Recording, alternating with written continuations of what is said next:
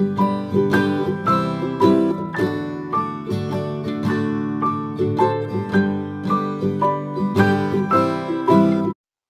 Guys, જય દ્વારકાધીશ, જય માતાજી. આજે બ્લોગ લેટ ચાલુ કર્યો છે. વનરાજની તબિયત થોડીક છે ને બગડી ગઈ છે. આજે એને મજા નથી એટલે વનરાજમાં છીએ અમે. એટલે આમ એને ન મજા આવે ને એટલે આપણે આમ એનામાં ધ્યાન દેવું પડે અને આપણને આમ મજા ન આવે. આજે એવો દિવસ છે હાવ આમ. હવે એની દવા બવા ને એવું બધું લઈ એને તાવ બહુ આવે છે, તાવ ચડી ગયો છે એને. હાલો હવે મળી પછી.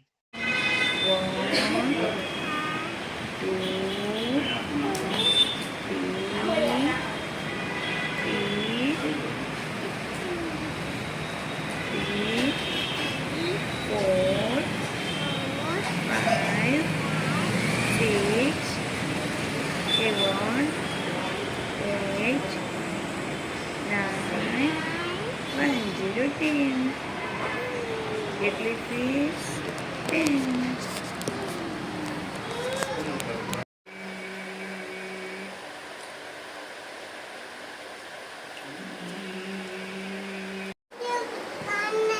નીચે નાખો, યુટ્યુબ કરું. વનરાજભાઈ બહાર નીકળ્યા છે. થોડીક વાર મેં કીધું કે હાલ બહાર. વનરાજ કેવું છે હવે? સારું છે? જો તારી જીપ ક્યાં ગઈ વનરાજ? હે વનરાજ,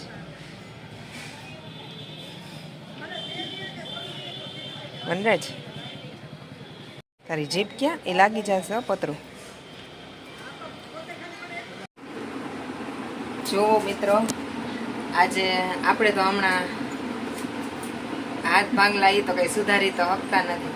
વઘારને એવું કરી દો, બાકી રોટલી નથી થતી અને કંઈ સુધારાતું નથી. કેમ કે આ ડાબા હાથમાં વજન આવે ને તો બહુ દુખવા માંડે છે હજી. એટલે ગુડુબેનને શું ખાવું હતું ગુડુબેન તમારે? નૂડલ્સ ખાવા છે.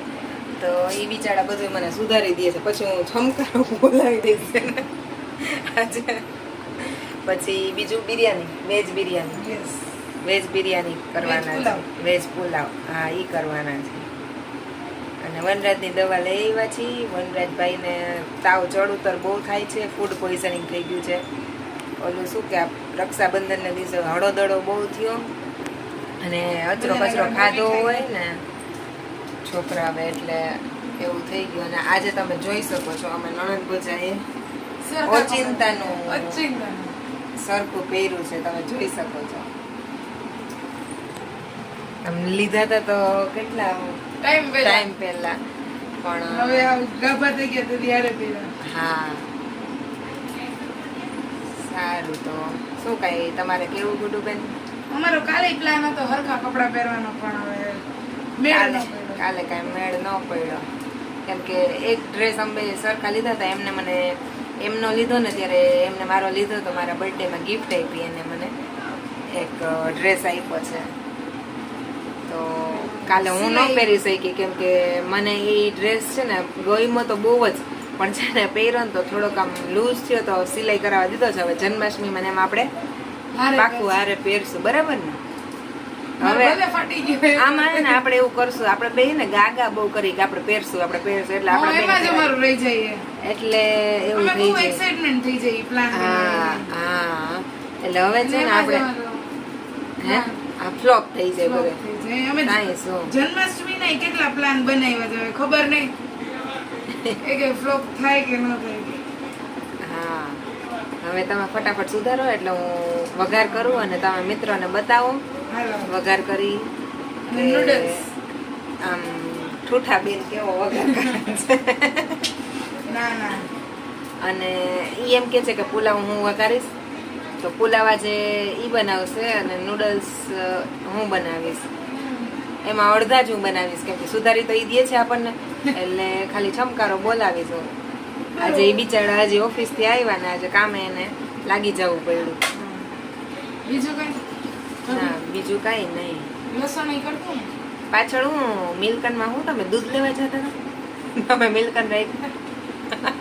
એક મિલ્કન મારો ભાઈ લઈ આવ્યો હતો. હા ખંભાળી હતી. હા ઈ અમે ખંભાળિયા હતા ને ત્યારે અમે એવું વિચાર્યું હતું કે હવે કોક દીકે ને છાશ વેચવા કે દૂધ વેચવા જાવ ને હા તો ઈ મિલ્કન વાપર. હા ઓલા દૂધ વેચતા હોય એમની પાસે કેવું હોય બ્લુ કલર નું કેન, એવું 5 લીટરનું મારા હસબન્ડ એટલે કે રાઠોડ સાહેબ લઈ આવ્યા હતા. હું તમને મારા ઘરે જ્યારે મીઠાપુર જઈશ ને ત્યારે હું તમને બતાવીશ. એમને ઈ કોણ જાણે ઈ બહુ ગમતું હતું કે મને બહુ ગમે. મિલ્કન ને ઈ કેન ટાઈપ છે એટલે ટૂંકમાં ઈ જ. હા એટલે ઈ લઈ આવ્યા હતા. તો એને એનો બોલો શોખ હતો મારે આ લેવું જ છે તો હું એને ના પાડતી. તો એકવાર ઈ ખંભાળિયાની બજારમાં એકલા ગયા ને તો એ લઈને આવ્યા ત્યારે ગુડુબેન ત્યાં હાજર જ હતા. પછી તો અમે બે કઈ દાંત કાઢ્યા હતા કે આને આ વસ્તુને શું કરવી છે. જે દૂધ વેચતા હોય એને બિચારાને આમ જોઈ ઈ વાત સાચી, પણ આપણે એનો શું ઉપયોગ? તો કે ના મહેમાન આવે ત્યારે આમાં દૂધ લેવા જવાનું, અથવા તો મહેમાન આવે તો આમાં છાશ બનાવવાની કે આમાં દહીં બોલવાનું હોય કે મહેમાન આવે. મેં કીધું શું છે પણ પછી તો અમને દાંત આવ્યા એને જોઈને. પછી અમે 2-3 દિવસ ઘરમાં ઈ જ હોય બરોબર. ઘરમાં 4 જણાની છાશ બનાવતા ને હા તેમ જ બનાવતા. એમાં અમારા 4 જણાની 2 લીટર છાશ હોય તો 5 લીટર કેનમાં બનાવતા અમે, હે ને? આવું બધું અમારા ઘરમાં આયલા રાખતું હોય. હાલો તમને હવે અમારી રેસીપી જોવી હોય તો બતાવી દઈ. અત્યારે જો સુધારેલું એને આ છે ડુંગળી, ઓનિયન, કેબેજ, લસણ દેખાય છે લસણ, અને આ છે કેપ્સિકમ. આટલું સુધારાઈ ગયું છે. આટલું આપણે નાખવાનું થશે આમાં. એટલે હવે વઘાર કરી છે. હાલો તમને હમણાં બતાવું. ગુડુબેન ફોન પકડશે અને હું વઘાર કરીશ. બરાબર ને? હા પેલા શું નાખવાનું? પેલા નાખવાનું તેલ.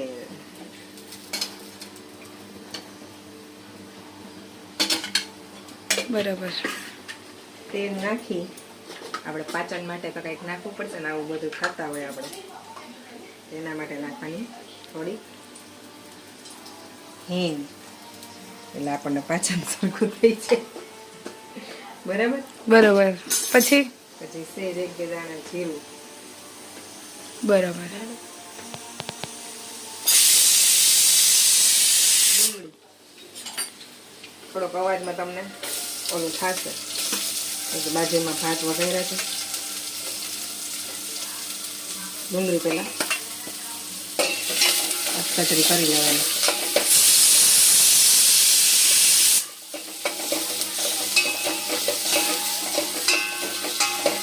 થોડીક થઈ જાય પછી નાખવાના લસણની કટકી જે આપણે કરી હોય ને એ નાખવાની. પછી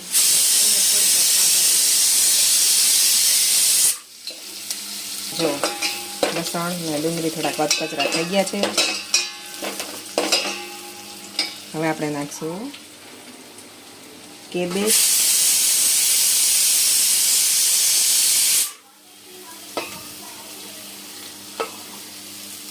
કેબેજને એકદમ જ આપણે છીણી લીધું છે. જેને કટકા કરવા હોય કટકા પણ કરી શકે. આપણે છીણી લીધું.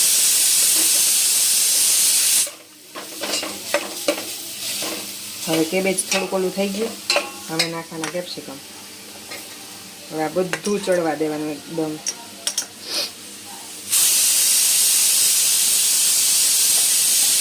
સુગંધ તો અત્યારથી આવવા માંડી. આવે જ ને ભાઈ,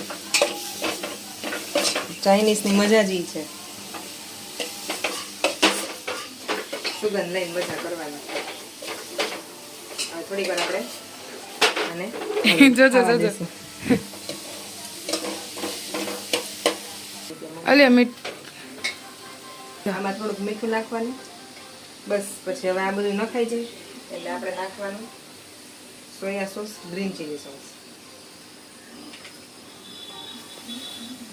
એમાં સાથે આવ્યો હોય એ, અને વધારે જેને ટેસ્ટ જોતો હોય એ નાખી શકે. હું રેડ ચીલી સોસ વધારાનો નાખીશ. આ છે નૂડલ્સ મસાલો, એ પણ સાથે આવેલો જ હોય. હવે નાખશું રેડ ચીલી સોસ. થોડાક અમારે સ્પાઇસી કરવા છે એટલા માટે. હવે આને હલાવી થોડીક વાર રાખશું એમાં. પછી આપણે નાખશું બાફેલા નૂડલ્સ, અને હવે ફાઇનલી બધું હલાવી લેશું આપણે. થઈ ગયા આપણા નૂડલ્સ. હાલો હલાવીને પછી થઈ જાય એટલે બતાવો. ફાઇનલી નૂડલ્સ બની ગયા છે હે ને ગુડુબેન? મેં જ બનાવ્યા છે. અચ્છા એવું છે એમ? હા, કેમ કે તમે જોઈ શકો છો હા. હું જ હલાવું છું. હા કેમ કે હલાવવું ઇઝ ઇમ્પોર્ટન્ટ એમ. એટલે બનાવવા ઇઝ નોટ ઇમ્પોર્ટન્ટ. હા, એ તો ઠીક છે ને, એ પણ ઇમ્પોર્ટન્ટ છે, પણ હલાવવું ઇઝ વેરી ઇમ્પોર્ટન્ટ.